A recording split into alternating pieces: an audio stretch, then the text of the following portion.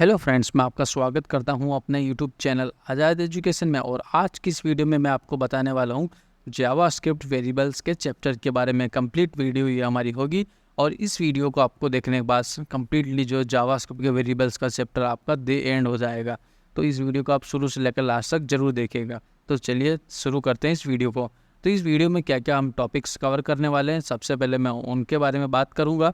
और तो पहला हमारा पॉइंट होता है इंट्रोडक्शन ऑफ वेरिएबल्स, एंड दूसरा हमारा पॉइंट है वेरिएबल डिक्लेरेशंस एंड इनिशियलाइजेशन, और थर्ड हमारा पॉइंट है वेरिएबल असाइन रूल्स, एंड हम फोर्थ हमारा पॉइंट है जो सबसे अहम, जो लोगों को जो समझ में नहीं आता है, जो भी नया यूजर्स जो है वो जावास्क्रिप्ट को सीख रहा है तो उसको ये समझ में ही नहीं आता है कि स्कोप क्या होता है। देन स्कोप वो कंफ्यूज में ही रहता है कि स्कोप का हम यूज़ क्यों करते हैं। यूज़ करते नहीं हैं, बेसिकली ये रूल्स एंड रेगुलेशंस हैं।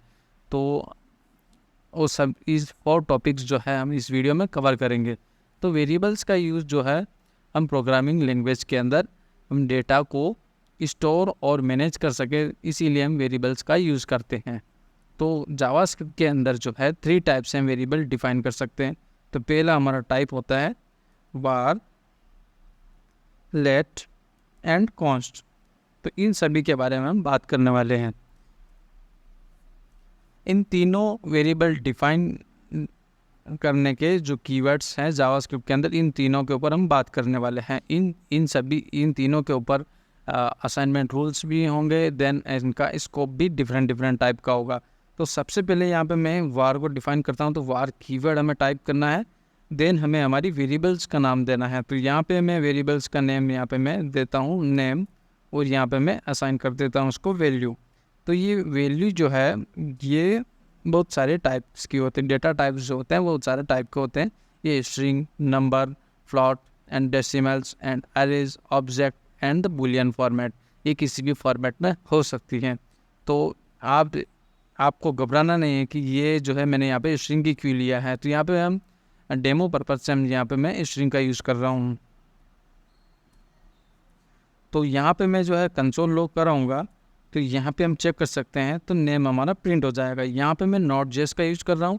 तो आप भी अपने सिस्टम में जो है नोड.जेएस इंस्टॉल कर लीजिए। तो नोड.जेएस इंस्टॉल करने के लिए आई बटन पर आपके ऊपर जो है वो लिंक है, तो उस पर क्लिक कर दीजिए। आप नोड.जेएस को सबसे पहले इंस्टॉल कर लीजिए।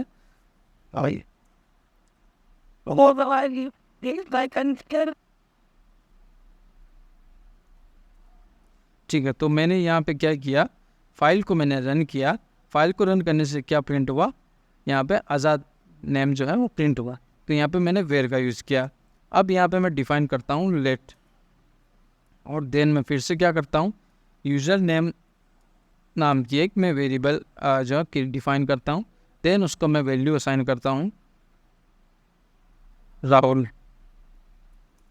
राहुल वैल्यू असाइन करने के बाद हम फिर से क्या करेंगे, इसको कंसोल लॉग प्रिंट करा के हम चेक कर लेते हैं यूज़र नेम। ओके, तो यहाँ मैं फिर से जाता हूँ टर्मिनल में, देन यहाँ पर टाइप करता हूँ। तो ये हमारे आप देख सकते हैं कि आज़ाद और राहुल जो है हमारे वैल्यूज़ जो है प्रिंट हो चुकी है। तो यहाँ पे मैं बात करूँगा कॉन्स्ट कीवर्ड के बारे में। तो कॉन्स्ट अब इसको मैं डिफ़ाइन करता हूँ। यहाँ पे मैं स्टूडेंट नाम की एक मैं वेरिएबल क्रिएट करता हूँ, डिफ़ाइन करता हूँ, एंड देन उसमें वैल्यू असाइन करते हैं मनीष। तो मनीष नाम का जो मैंने यहाँ पे स्टूडेंट को असाइन कर दिया है। तो अब मैं इसको फिर से मैं प्रिंट कराता हूँ, और हम चेक कर सकते हैं कि यहाँ पे जो है मनीष जो है प्रिंट हो चुका है। तो यहाँ पे हमारे आज़ाद, राहुल एंड मनीष। तो इस तरह से हमने क्या किया, एक स्ट्रिंग डेटा टाइप को हमने इन सभी वेरिएबल्स टाइप्स के अंदर हमने स्टोर किया। देन हमने उनको प्रिंट करा के चेक किया। तो इस तरह से हम जावास्क्रिप्ट के अंदर वेरिएबल्स को जो है हम डिक्लेयर कर सकते हैं और वैल्यू उनको असाइन कर सकते हैं। तो यहाँ पे जो है ये अरे फॉर्मेट में भी हो सकती है। तो फर्स्ट, देन सेकंड,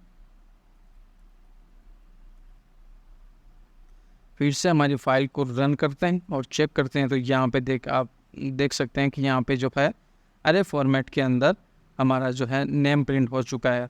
तो अब मैं अब मैं असाइनमेंट रूल्स की बात करता हूँ। तो कुछ रूल्स जो है यहाँ पे मैं फिर से नेम के अंदर जो मैं चेंज करता हूँ। मैं फिर से इसको जो है स्ट्रिंग डेटा टाइप में असाइन कर देता हूँ। तो यहाँ पे मैं चेक करता हूँ, देन मैं फिर इसको प्रिंट करवाता हूँ। तो अब हम असाइनमेंट रूल्स की तरफ चलते हैं। तो हमारा जो थर्ड पॉइंट है, और यहाँ पे मैं फिर से एक बार क्लियर कर देता हूँ हमारे टर्मिनल को, देन हमारी फाइल को मैं रन करता हूँ। तो यहाँ पे आप चेक कर सकते हैं कि यहाँ पे आज़ाद, राहुल एंड मनीष प्रिंट हुआ, क्योंकि हमने नेम वेरिएबल को जो है वो रीअसाइन कर दिया। हमने एक स्ट्रिंग जो हमने रीअसाइन कर दी। यहाँ पे पहले से ऑलरेडी यहाँ पे क्या थी, यहाँ पे अरे डेटा टाइप था। अब यहाँ पे मैं अब रीअसाइन करता हूँ, मैं लेट कीवर्ड वाली जो वेरिएबल्स हैं यूज़र नेम, उसको मैं कुछ अदर नेम से मैं रीअसाइन करता हूँ।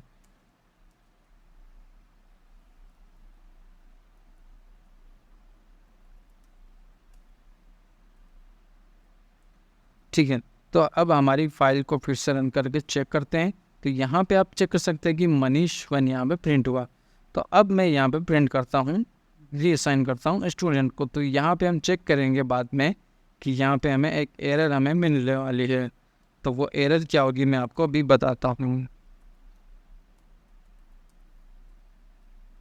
ठीक है, तो यहाँ पे मैंने वैल्यू को रीअसाइन कर दिया मनीष 2, और यहाँ पे फिर से हमारी फाइल को रन करते हैं। तो यहाँ पे आप देख सकते हैं कि यहाँ पे एक एरर हमें देखने को मिलेगी, वो होगी असाइनमेंट टू कॉन्स्ट वेरिएबल। तो इस तरह से मैं आपको यहाँ पे रूल अब डिक्लेयर करता हूँ कि क्या रूल्स यहाँ पे अप्लाई हुआ। तो लेट और वेयर जो कीवर्ड की वेरिएबल्स हैं, उनमें वैल्यू को हम रीअसाइन कर सकते हैं। मतलब जो है उनकी बाद में भी हम रन टाइम पे वैल्यू हम चेंज कर सकते हैं। और कॉन्स्ट कीवर्ड से डिफाइन की हुई वेरिएबल्स को हम रन टाइम पे या फिर आपके प्रोग्रामिंग करते टाइम आप जो है उसको रीडिफाइन नहीं कर सकते, और री वैल्यू भी रीअसाइन नहीं कर सकते। तो सेम स्टूडेंट नाम की जो मैं वेरिएबल्स भी हम डिक्लेयर नहीं कर सकता हूँ, और लेट का भी वही रूल है। तो सेम यूज़र नाम की मैं वेरिएबल्स ही मैं रीडिक्लेयर में नहीं कर सकता हूँ। तो यहाँ पे मैं चेक करता हूँ कि मैं यूज़र नेम जो फिर से मैं डिफ़ाइन कर सकता हूँ कि नहीं कर सकता हूँ। तो यहाँ पे मैं लेट कीवर्ड यूज़ करता हूँ, देन फिर से मैं यहाँ पे टाइप करता हूँ आज़ाद 2, और यहाँ पे हम चेक करेंगे तो हमें यहाँ पे एरर मिलेगी कि नॉट रीडिक्लेयर ब्लॉक स्कोप्ड वेरिएबल। तो इस तरह से हमने चेक किया कि वेरिएबल असाइनमेंट्स के रूल्स क्या है। तो लेट और कॉन्स्ट के दोनों के डिफरेंस रूल्स हैं, और वेर का जो है हम ग्लोबल लेवल पे हम कहीं पे भी जो हम इसकी वैल्यू चेंज कर सकते हैं, और कहीं पे भी हम इसकी वैल्यू को जो है रीअसाइन कर सकते हैं। तो यहाँ पे हम चेक करेंगे, वेर को मैं रीडिक्लेयर करूँगा तो यहाँ पे कोई एरर नहीं आएगी।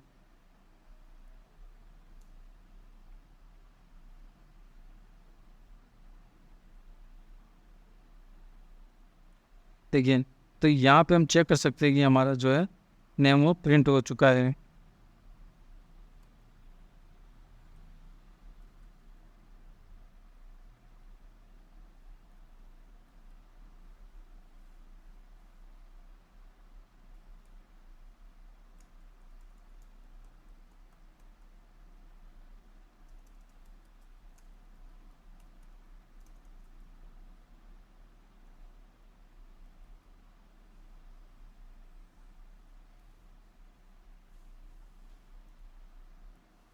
अब हम बात करेंगे वेरिएबल्स के स्कोप के बारे में। तो किसका स्कोप जो है, यहाँ पे स्कोप जो है जावास्क्रिप्ट के अंदर दो टाइप का स्कोप होता है। सभी प्रोग्रामिंग लैंग्वेज के अंदर ये कॉमन होता है।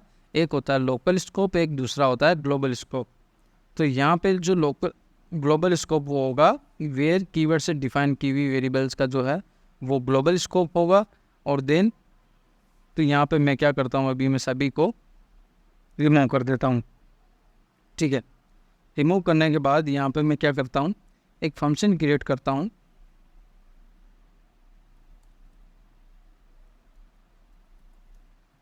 स्टूडेंट नेम से। देन उसमें क्या, यहाँ पे मैं क्या करता हूँ, क्रिएट नाम से वेरिएबल डिक्लेयर करता हूँ स्टूडेंट नेम। ओके, तो यहाँ पे मैंने एक वेरिएबल डिक्लेयर किया। अब मैं यहाँ पे कंसोल लॉग करवाता हूँ।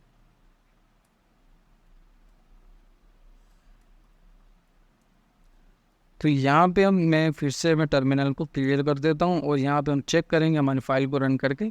तो यहाँ पे आप चेक कर सकते हैं कि अभी यहाँ पे आज़ाद नेम जो है वो प्रिंट हुआ है। तो अभी हमने यहाँ पे फंक्शन को कॉल नहीं किया है, ठीक है।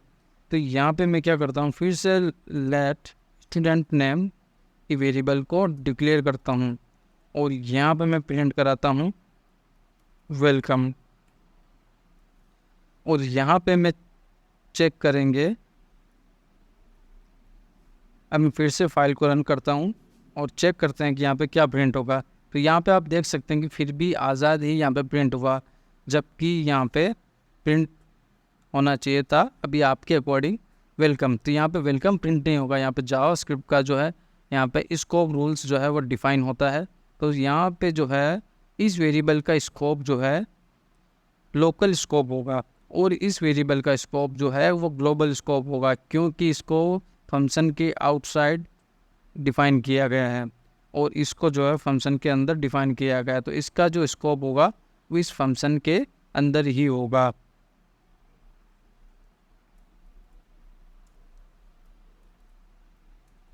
तो यहाँ पे मैं प्रिंट करा के चेक करता हूँ और यहाँ पे चेक करते हैं। तो यहाँ पे हम चेक करेंगे, अभी हमने फंक्शन को कॉल नहीं किया, तो यहाँ पे मैं फंक्शन को यहाँ पे कॉल करवा देता हूँ।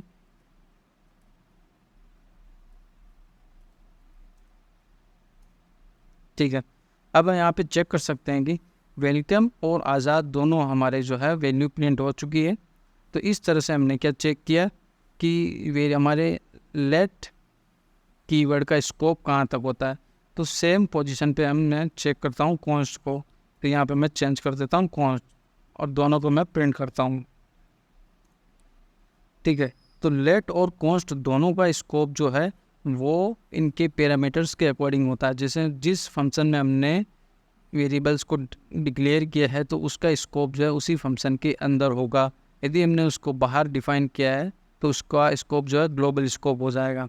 तो इस तरह से हमने वेरिएबल चैप्टर को कम्प्लीटली जो हमने चेक किया, हमने वेरिएबल्स डिक्लेरेशन करना सीखा और वेरिएबल्स के असाइन रूल्स क्या हैं वो सीखा हमने, और वेरिएबल्स को स्कोप जो रूल्स है वो क्या है, मतलब लोकल होता है कि ग्लोबल होता है, वो सब हमने इस वीडियो में चेक किया। तो और ये बताइए कि आपको ये वीडियो कैसी लगी, और ये वीडियो आपको अच्छी लगी है तो मुझे कमेंट करके ज़रूर बताइएगा। Thanks for the watching.